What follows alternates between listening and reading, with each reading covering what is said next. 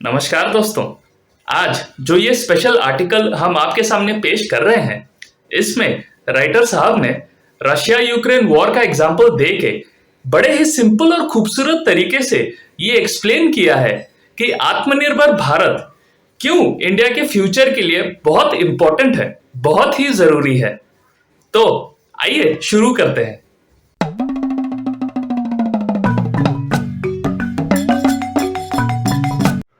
दोस्तों, पूरा वीडियो देखो तो ही पूरा मजा आएगा। आर्टिकल का हेडिंग क्या लिखा है, पढ़ो पढ़ो।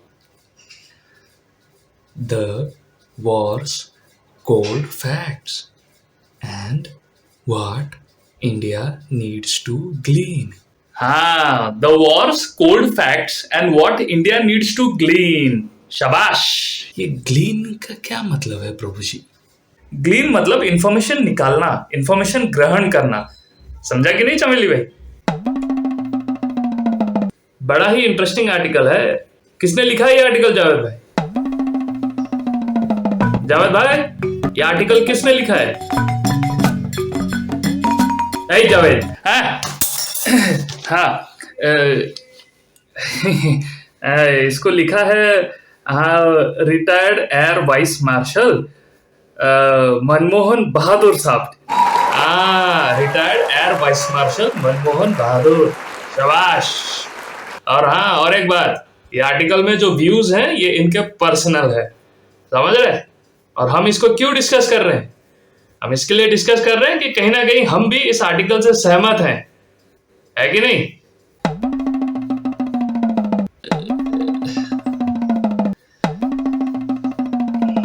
वैसे भी हाँ बोलने के सिवाय कुछ चॉइस नहीं है तुम लोगों के पास। तो इस आर्टिकल में राइटर आगे क्या बोलते हैं? राइटर आगे ये बोलते हैं कि असल दुनिया में, मतलब असली दुनिया में जिसके पास रियल पावर है उसी का ही बोलबाला है। वो आगे एक ग्रीक फिलोसोफर को कोट करते हैं इसमें, जिसने बोला है, the strong do what they can and the weak suffer what they must. Basically वो कहते हैं कि जो ताकतवर है वो जो चाहे कर सकता है, और जो कमजोर है उसको हमेशा तकलीफें सहनी ही पड़ती हैं। सही ही तो कहते हैं राइटर साहब। औरत के मुकाबले आदमी स्ट्रांग है, ताकतवर है, तो जो चाहे कर सकता है, जो उसके मन में आए वो कर सकता है। और औरत बेचारी कमजोर, लाचार, उसके पास और कोई चारा नहीं है। वो सिर्फ अत्याचार सहन कर सकती है, बस, और कुछ नहीं। वाह, सही जवाब चमेली। एकदम रियलिस्टिक एग्जांपल दिया है।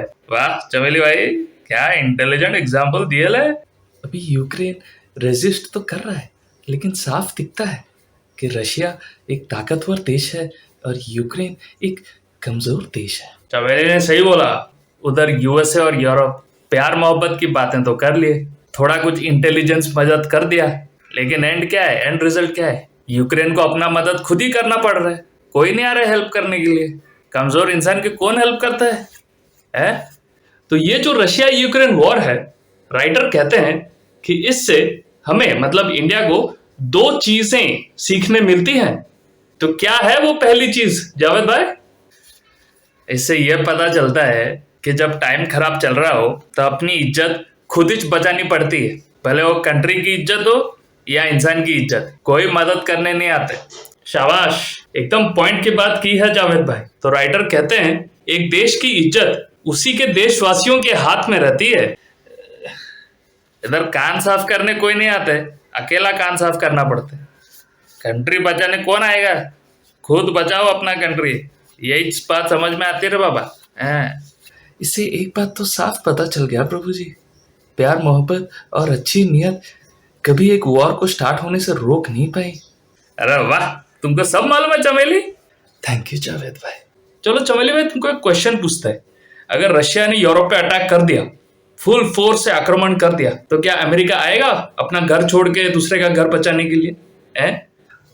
दोस्ती का भरम चूर चूर हो गया है प्रभु जी। अच्छे वक्त में तो हर कोई दोस्त बनता है, लेकिन बुरे वक्त में अपनी इज्जत इंसान को खुद ही बचानी पड़ती है।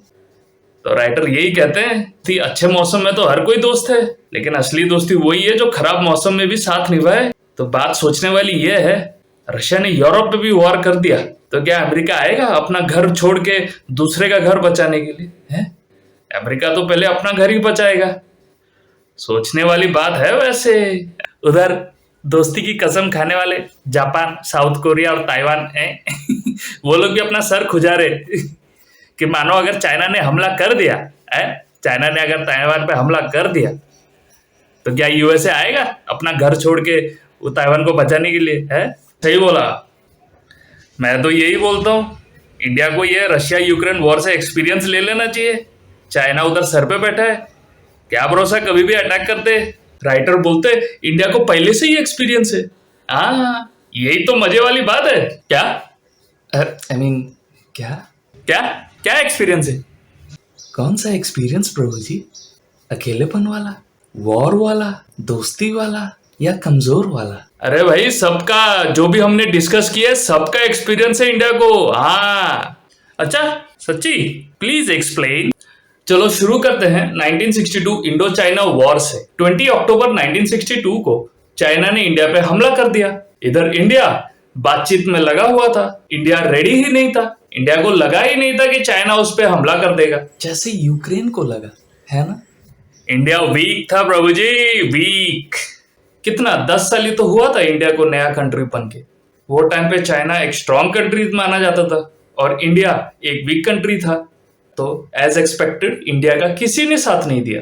मॉस्को ने भी दिल्ली का साथ देने से मना कर दिया। सोचो, है ये मॉस्को कौन है? रशिया का कैपिटल है जावेद भाई, क्या तुम भूल गई? अच्छा अच्छा अच्छा अच्छा, कंटिन्यू कंटिन्यू। ये तो छोड़ो, मॉस्को जाके उधर बीजिंग का सपोर्ट किया 1962 इंडो चाइना वॉर के टाइम में। सोचो क्या बात कर रहे हैं। और अमेरिका, अमेरिका और क्या कर सकता है? प्यार मोहब्बत का प्रवचन दिया होगा इंडिया का हौसला बढ़ाने के लिए, है ना प्रभु जी? शाबाश, अरे वाह, तुमको सब मालूम है चमेली। राइटर साहब ने यही तो लिखा है इधर। फिर क्या हुआ प्रभु जी? वॉर का रिजल्ट क्या हुआ ये तो सबको मालूम है। इंडिया को हार का सामना करना पड़ा और चाइना ने अक्साई चीन एरिया ले लिया। इसकी जात का, इसकी जात का। चमेली भाई, फिर आया 1965 इंडिया पाकिस्तान वॉर।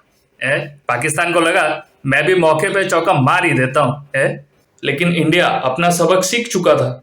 पप्पा से होशियारी, चल तेरी जात का, लात मार के भगा दिया पाकिस्तान को। और फिर इंडिया ने एक मजबूत मिलिट्री खड़ा कर दिया। और फिर आया 1971, पाकिस्तान के टुकड़े टुकड़े कर डाले इंडिया ने। क्या क्या बात कर रहे हो? अरे इंडिया ने अकेले अपने दम पे नया कंट्री खड़ा कर दिया। सोचो, बांग्लादेश, अमेरिका, रशिया, चाइना, कोई कुछ उखाड़ नहीं पाया। 13 दिन में नया country, 13 days new country, 13 days. सोचो क्या क्या बात कर रहे हो?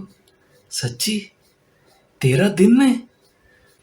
यस यस प्रभु जी, हमने कर दिया। अभी 1971 वॉर तो जीत लिया, बांग्लादेश तो बना लिया, लेकिन 90% आर्म्स और वेपन्स अभी भी रशिया का ही था। अरे वो छोड़ो ना प्रभु जी, जीत के मजे लो। फिर आया 1984, इंडिया का पहला सक्सेसफुल न्यूक्लियर एक्सप्लोजन। तो इंडिया सक्सेसफुली एक न्यूक्लियर कंट्री हो चुका था। हाँ, फिर आया 1998, इंडिया ने सेकंड सक्सेसफुल न्यूक्लियर एक्सप्लोजन किया, मालूम। और इंडिया ने बता दिया पूरा वर्ल्ड को, इंडिया एक सक्सेसफुली न्यूक्लियर आर्म्ड नेशन बन चुका है। यस यस प्रभु जी, हमने कर दिया। बात तो तुमने सही किया है जावेद भाई, न्यूक्लियर वेपन इंडिया की सेफ्टी और सिक्योरिटी के लिए बहुत अच्छा है। चाइना और पाकिस्तान इंडिया पे हमला करने से पहले 2 बार जरूर सोचेंगे, क्योंकि इंडिया एक न्यूक्लियर स्टेट है कि नहीं चमेली भाई? लेकिन न्यूक्लियर वेपन होना क्या ये जताती है कि इंडिया सही में एक पावरफुल कंट्री है, जैसे यूएसए, रशिया और चाइना? क्या मतलब है तुम्हारा? चलो केबीसी खेलते हैं। हाँ चमेली भाई, चलो चलो, मैं रेडी है खेलने के लिए। केबीसी अभी क्या करेगा? तब से रशिया यूक्रेन चालू है, बोर हो गई लिए हमें। थोड़ा खेलते हैं ना केबीसी, तो मजा आएगा। क्यों प्रभु जी, सही बोल रही हूँ ना मैं? Okay okay okay. चमेली ने बोला तो खेलना तो पड़ेगा ही। तो पहला क्वेश्चन है, मिग एयरक्राफ्ट जो अपना इंडियन एयरफोर्स यूज करता है कौन से कंट्री का है? तुम्हारे ऑप्शन है, अरे कितना सिंपल क्वेश्चन पूछते हैं, सबको मालूम है रशिया ने बनाया है। सुकोई aircraft Russia, S-400 missile system Russia Russia Russia, T-90 Bhishma tank Russia, kilo class submarine ये भी रशिया, हाँ ये भी रशिया। लेकिन प्रभु जी ये क्या है, इंडिया ने सब एक ही दुकान से सामान खरीदा है। नहीं नहीं भाई, कोल्ड वॉर के बाद इंडिया ने दूसरे दुकान से भी सामान लेना चालू कर दिया। यूएसए, फ्रांस, ब्रिटेन, बेल्जियम सबसे डिफेंस सामान लिया हमने। C-17 super Hercules aircraft America ने बनाया है। अच्छा, वो जो अभी यूक्रेन से इंडियन स्टूडेंट्स को रेस्क्यू किया वो वाला एयरक्राफ्ट अमेरिका बनाएगा, और कौन बनाएगा? क्या बात कर रहे है कि नहीं प्रभु जी? अमेरिका सही जवाब है कि नहीं? एकदम सही जवाब दिया है चमेली भाई। अपाचे और चिनूक मिलिट्री हेलीकॉप्टर्स अमेरिका ने बनाया है। रफाल और मिराज एयरक्राफ्ट किसका है? फ्रांस ने बनाया। येड़े न्यूज देखता नहीं क्या तू? प्रभु जी फ्रांस ने बनाया है। अरे वाह चमेली भाई, तुम तो स्मार्ट निकली। जैगवार एयरक्राफ्ट यूनाइटेड किंगडम, मेरा मतलब ब्रिटेन ने बनाया है प्रभु जी। वाह चमेली भाई, I am proud of you.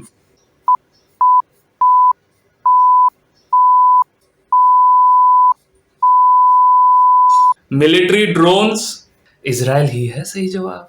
अभी राइफल तो इंडिया में ही बनते हैं ना, ये भी इंपोर्टेड है जावेद भाई। राइफल्स, एम्यूनिशन, गोली बारूद सारी चीज इंपोर्टेड है कि नहीं प्रभु जी? इसका मतलब यह है प्रभु जी कि 21st सेंचुरी में भी 90% डिफेंस का सामान इंडिया अभी भी दूसरे कंट्री से खरीदता है। इससे साफ ये समझ में आता है कि इंडिया के पास पावर तो है, लेकिन टेक्निकली इंडिया पावरफुल नहीं है। इससे सेकंड इंपॉर्टेंट पॉइंट समझ में आती है कि इंडिया को अगर सही मायनों में पावरफुल बनना है, अगर सही मायनों में ताकतवर बनना है, तो डिफेंस के क्षेत्र में आत्मनिर्भर बनना बहुत जरूरी है। इसका मतलब डिफेंस का सारा सामान इंडिया में ही बनाना पड़ेगा, तो अच्छा है ना, लोगों को नौकरी मिलेगा और इंडिया का प्रोग्रेस भी होएगा। लेकिन यह भी सच है कि इंडिया ये सब मामले में बहुत पीछे है, और अगर सही मायनों में इंडिया को पावरफुल देशों के साथ कंधे से कंधा मिलाकर अगर चलना है, तो आत्मनिर्भर भारत को मिशन मोड पे फोकस करना बहुत जरूरी है। राइटर आगे ये भी कहते हैं कि डिफेंस के क्षेत्र में आत्मनिर्भर बनना देश के सभी लोगों का मिशन होना चाहिए।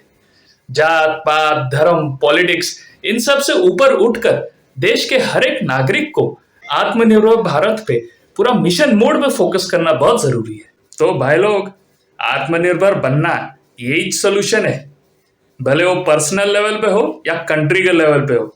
समझा कि नहीं? क्योंकि आत्मनिर्भर ही एक सोल्यूशन है जिससे हम अपना घर बचा सकते हैं, जिससे हम अपना फ्यूचर बचा सकते हैं। है कि नहीं दोस्तों?